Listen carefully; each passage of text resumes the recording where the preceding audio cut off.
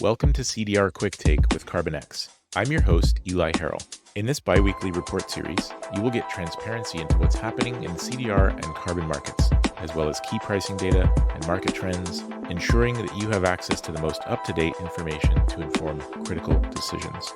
If you're responsible for making the best decisions possible with your ESG budget, this show and report are for you. If you find these reports useful, please subscribe and set notifications so that you'll see them every 2 weeks. Let's get into it. Paulo, welcome back. I am excited for this week's report. There's been some big news coming out of EU Parliament. Can you talk to us a little bit about what has been happening with the CRCF and what that is? Hi, Eli. It's a pleasure to be with you again. Yesterday, which is the 25th of October, the European Parliament, or the European Environment Parliament, adopted a draft report for the Carbon Removal Certification Framework, or more commonly known as the CRCF, which basically, for the very first time, gives us a very clear understanding of what is a carbon removal. It gives us with a clear definition of it, though maybe a bit narrow, of what a carbon removal is, and also provides us with clarity between and a clear delineation in between carbon removals and carbon reduction.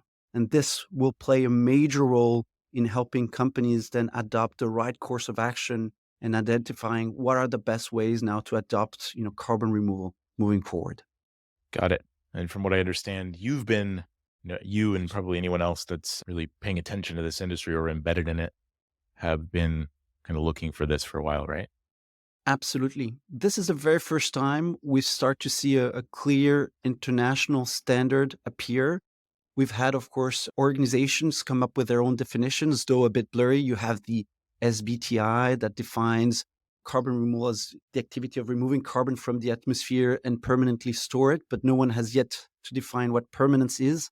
And here, for the very first time, the EU CRCF defines permanence as several centuries, which I looked up in the dictionary is 2 or more. So we're looking at 2 centuries or more of sequestration for carbon removal to be accepted, deemed acceptable. And though some in the industry, which to right point would argue that is too much or too narrow of a definition, I believe that it's a step forward in the right direction, providing more clarity, which is what we've been unfortunately really missing in the industry. So far, we've been moving forward with reports given to us by universities like the Oxford's Net Zero Principles, which stated that we needed permanent carbon removal, but yet again, not clearly defining what permanence is. And here now we do. And so basically what happened yesterday is the European Environment Parliament adopted this draft report on the CRCF, which will then be submitted to vote to the overall European Parliament. And given the way things move forward, it should normally be the case. They will adopt it unless there is a big turn of events.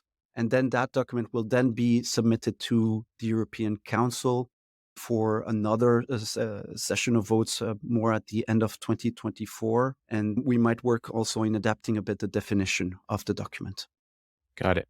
So before we go into maybe some of the nuance of your perspective on what's good or what's, what you like or what you don't like about this document, I would love to just kind of know a little bit more about, I think you touched on some of these already, and maybe some people listening would know this, but what do you see as some of the bigger underlying drivers or reasons that Parliament is now taking this serious enough to actually do something about it, to create the framework?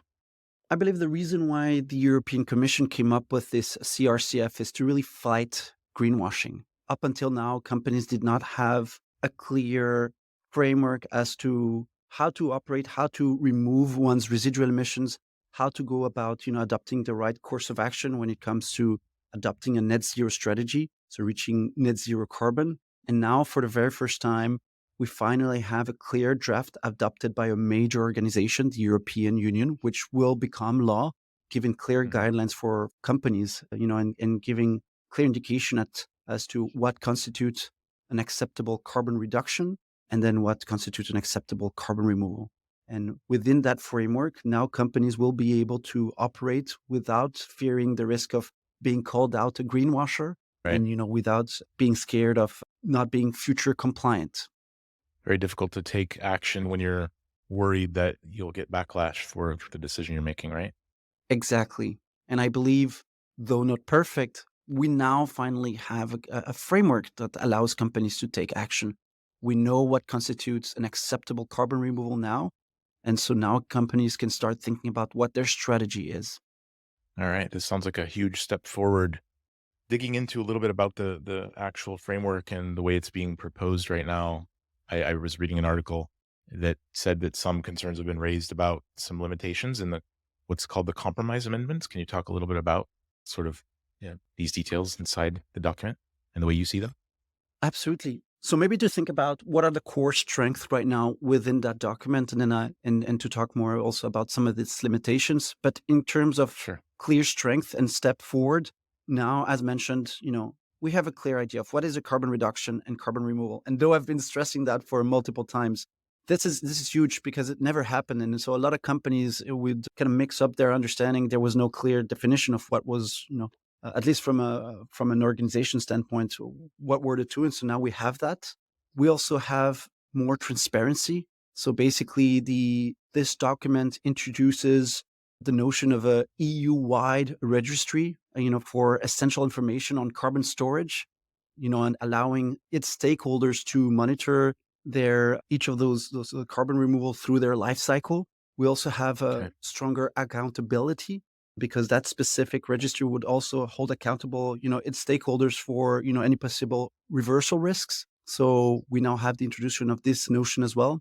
And finally, also, it does not directly concern carbon removal. In that specific document, there's also notions of carbon farming and storage, and as well as carbon in products. And there it also asks for these specific activities to show more positive sustainability impact, if you will. Got it. So what are some of the implications for the industry and who will this affect the most? This will affect organizations operating within the European. What is, however, important to understand is that this will be kind of the very first international standard, and there is a very high chance that this standard influences others.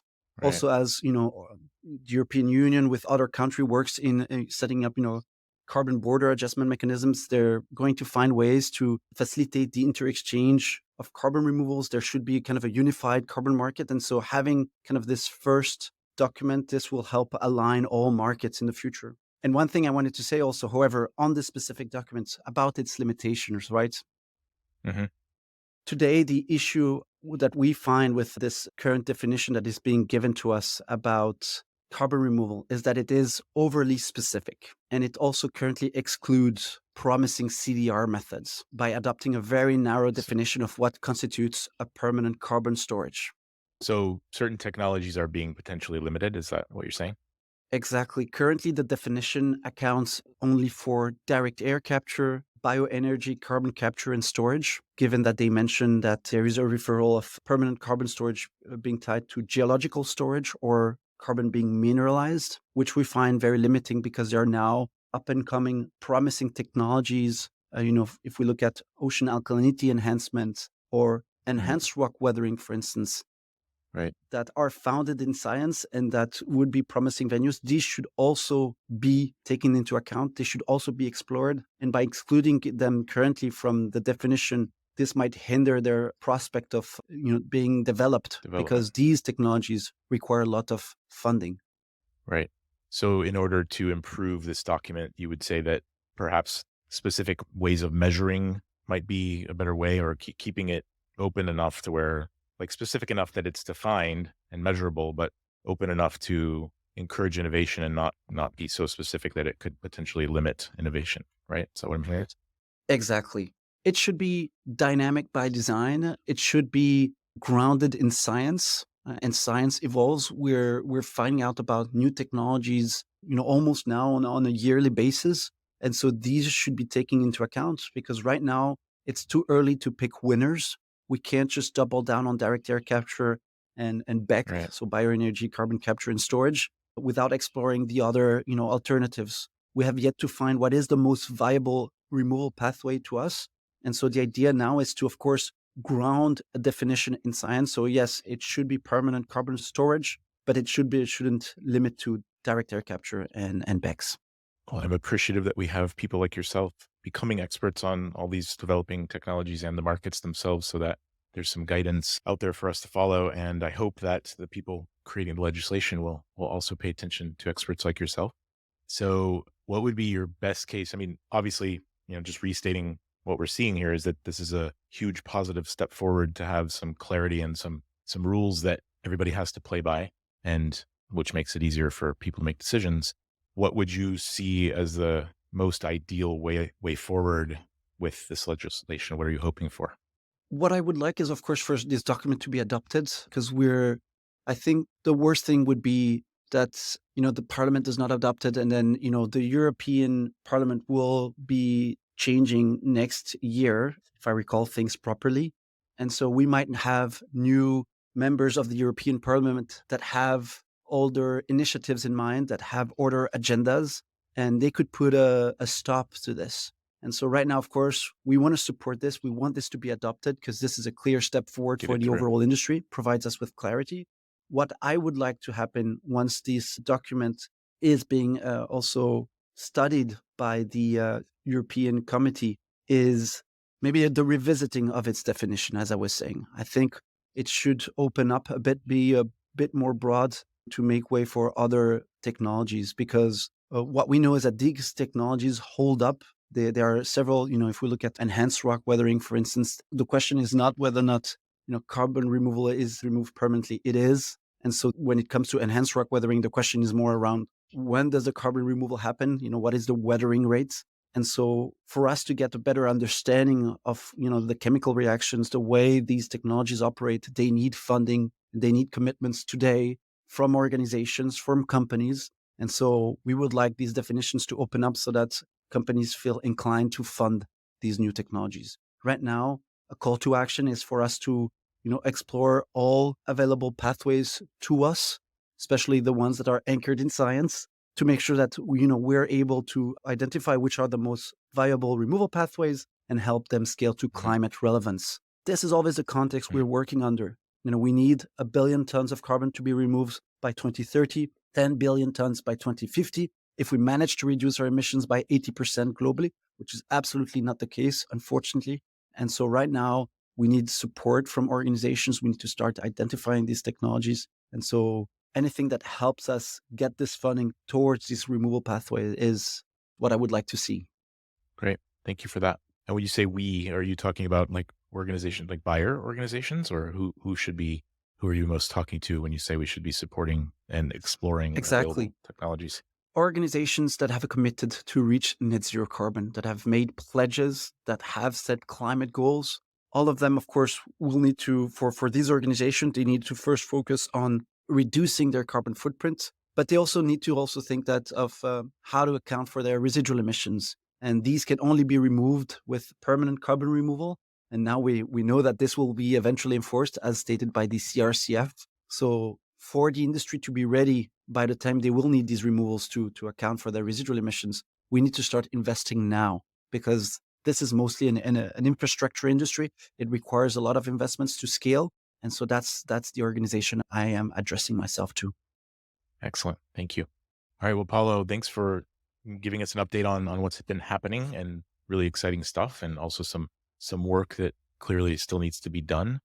Is there anything we've missed that people should know about when it comes to what's happening right now with this framework? Exactly. So if I were to just summarize what we discussed. So today, the CRCF got adopted by the European Environment Parliament. This document will shape organizations' policies. It will provide us with clear guidelines as to what constitutes an acceptable carbon removal. And we now know it is, an acceptable carbon removal is a carbon that is removed actively from the atmosphere or comes from biogenic sources, and that is permanently stored. And permanence is defined as several centuries or 2 centuries or more. So these are the guidelines we can already start working under to make assumptions as to what our strategies should be. Great. And from what I understand, this is very likely to pass when it's voted on November 20th. Is that correct? Exactly. At the parliament Okay, level. cool. All right. Well, looking forward to seeing what happens from here. And until next week's report, thanks for being here.